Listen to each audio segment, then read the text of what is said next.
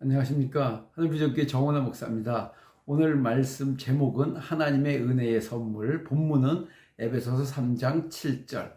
이 복음을 위하여 그의 능력이 역사하시는 대로 내게 주신 하나님의 은혜의 선물을 따라 내가 일꾼이 되었노라. 아멘.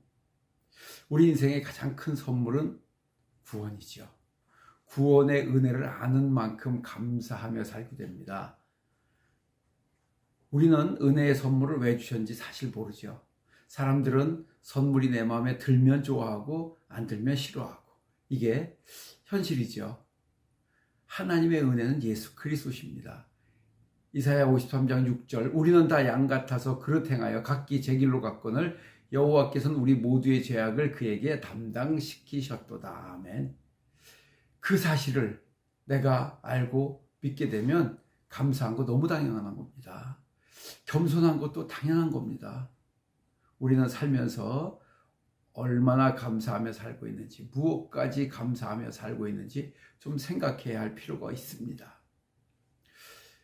그리고 그 은혜의 선물로 하나님의 일꾼이 되었다라고 바울 사도가 고백합니다. 저 역시 마찬가지입니다. 에베소서 3장 7절 다시 읽으면 이 복음을 위하여 그의 능력이 역사하시는 대로 내게 주신 하나님의 은혜의 선물을 따라 내가 일꾼이 되었노라. 하나님이 일꾼이 되었다는 거죠.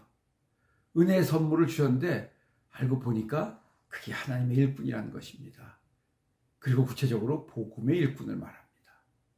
에베소서 3장 6절에 보면 이는 이방인들이 복음으로 말미암아 그리스도 예수 안에서 하나님의 상속자가 되고 함께 지체가 되고 함께 약속에 참여하는 자가 됨이라. 아멘. 특별히 바울 사도는 이방인에게 복음을 전하는 사명을 맡기셨습니다. 특별한 겁니다. 그때 당시에 이방인들이 복음을 듣고 구원을 받는다는 것은 있을 수 없는 일이었거든요. 그 사명을 바울 사도에게 선물로 주셨다고 바울 사도는 고백하고 있습니다. 또한 우리는 교회의 일꾼이 되죠. 우리는 그 교회의 일꾼 된 것 사실은 감사해야 되는데 내 마음에 안 든다고 불평하고 적당히 하고 핑계대고 원망하고, 여러분, 우리가 변함없는 사실은 은혜의 선물로 교회의 일꾼이 되게 하셨다고 하셨습니다. 왜냐하면 교회는 그리스도의 피값으로 사신 너무 소중하고 가치 있는 교회이기 때문입니다. 그렇기 때문에 고린도전서 4장 2절에서는 맡은 자들에게 구할 것은 충성이다. 아멘. 그러니까 충성이 자랑도 아니고요, 잘난 것도 아니고요, 당연하고 마땅한 것이죠. 오히려 그렇게 할 수 있음에 감사할 뿐이라는 것입니다.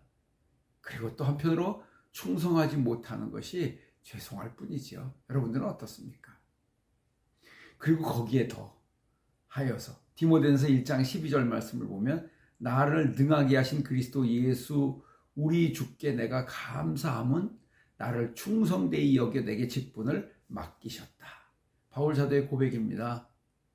내가 그럴 자격이 안 되는데 얼마나 자격이 안 되느냐? 12절에 보면 내가 전에는 비방자요 박해자요 폭행자였으나 도리어 긍휼을 입은 것은 내가 믿지 않을 때에 알지 못하고 행하였음이라.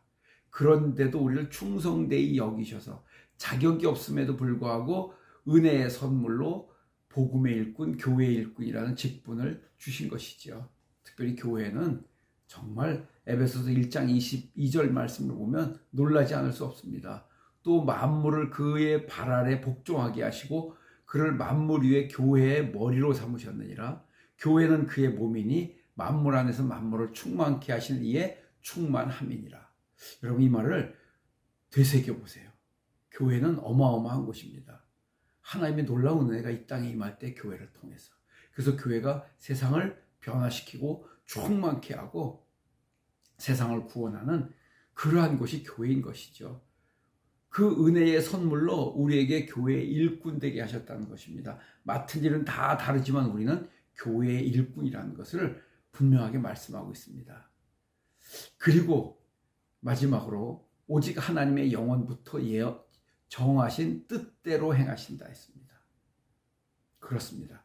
에베소 3장 11절 말씀이죠. 곧 영원하신 우리 주 그리스도 안에서 예정하신 뜻대로 하신 것이라. 하나님이 세우신 것, 태초부터, 이전부터 세우신 거기 때문에 결코 변하지도 않고 흔들리지도 않고 누구도 흔들 수 없습니다. 가끔 때로 일시적으로 흔들었습니다. 핍박했습니다. 그러나 그 뜻은 여전히 살아서 오늘날도 이루어지고 있는 것이죠. 그것이 가장 큰 증거가 예수 그리스도십니다. 구약은 예언이고 신약은 그 성취. 이제 그 그리스도께서 다시 오실 날을 우리가 기다리죠. 이것은 하나님이 세우신 뜻입니다. 그 하나님께서 은혜의 선물로 우리를 일꾼 되게 하셨다. 여러분들, 그것이 여러분들의 인생에 가장 가치 있고 감사하고 영광을 돌리는 큰 은혜가 되기를 예수님의 이름으로 축원합니다.